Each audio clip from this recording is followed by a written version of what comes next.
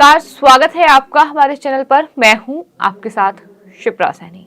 भारत की करेंसी रुपया जल्द ही इंटरनेशनल करेंसी बन सकता है। दरअसल एक तरफ डॉलर की कमी से जूझ रहा श्रीलंका भारत के रुपये में कारोबार करना चाहता है, वहीं बड़ी खबर सामने आई है कि रूस और भारत ने अमेरिकी डॉलर और यूरो का इस्तेमाल बंद करने की योजना बनाई है।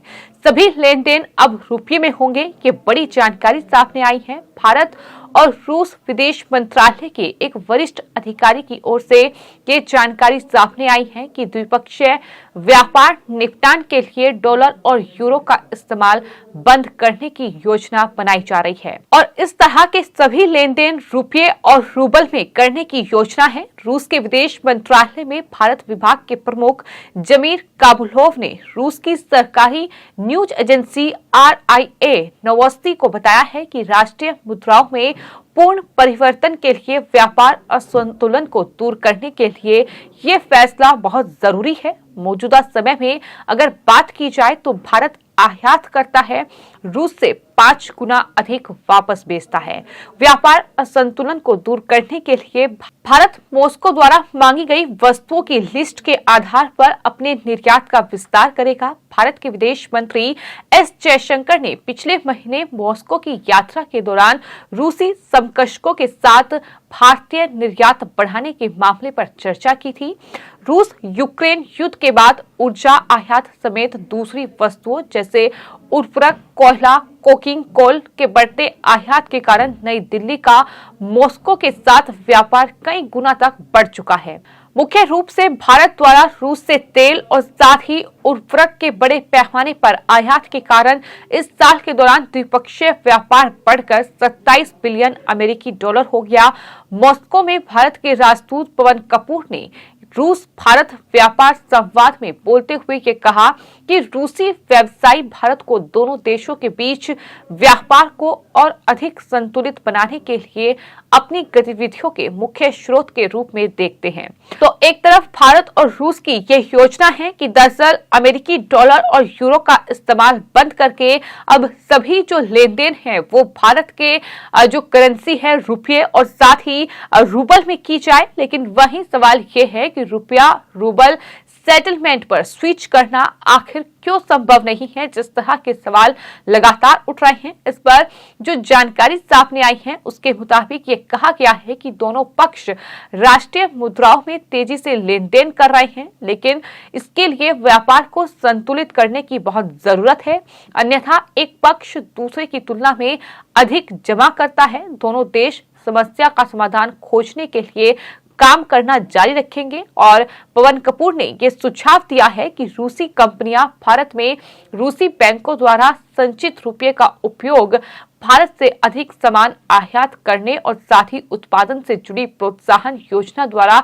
समर्थित विनिर्माण में निवेश करने के लिए कर सकती हैं। व्यापार असंतुलन के मुद्दे को संबोधित किए बिना रुपया रूबल निपटान पर पूरी तरह से स्विच करने का अर्थ होगा रूसी बैंकों के पास रुपये का संचय। तो उनकी तरफ से ये जानकारी जो है इस पूरे मामले पर साझा की गई है। लेकिन जिस तरह से अब लगातार भारत और रूस कहीं ना कहीं दो ऐसे देश जो अपने आप को कहीं ना कहीं बेहद मजबूत तरीके से अंतर्राष्ट्रीय मंच पर पेश कर रहे हैं, जिस तरह से लगातार दोनों देशों की दोस्ती की मिसाल भी लगातार देखने को मिली है। और अब जिस तरह की ये खबर सामने आई है, जाहिर तौर पर ये अमेरिका और तमाम दूसरे देशों के लिए ये बड़ा झटका हो सकता है। लेकिन वहीं आपको ये बता दें कि श्रीलंका की अर्थव्यवस्था जिस तरह से डगमगाई हुई है, जिस तरह से अर्थव्यवस्था की हालत इस समय बेहद खराब है और इस मुश्किल दौर में भारत ने अपने पड़ोसी देश का साथ खूब बखूबी तरीके से दिया है। इस निराशा भरे माहौल से एक अच्छी खबर सामने आई है। डॉलर की कमी से जूझ रहे श्रीलंका ने भारत के रुपये में कारोबार पर सहमति जाहिर की है। अब सेंट्रल बैंक ऑफ श्रीलंका को रिजर्व बैंक ऑफ इंडिया के अप्रूवल का इंतजार है। आरबीआई की हरी झंडी के बाद श्रीलंका भारतीय रुपये को विदेशी करेंसी के रूप में इस्तेमाल कर पाएगा। ये बड़ी और अच्छी खबर हाल ही में सामने आई थी और उसके बाद ये खबर सामने आई है कि भारत और रूस ने अमेरिकी डॉलर और साथ ही यूरो के इस्तेमाल को बंद करने की योजना बनाई है।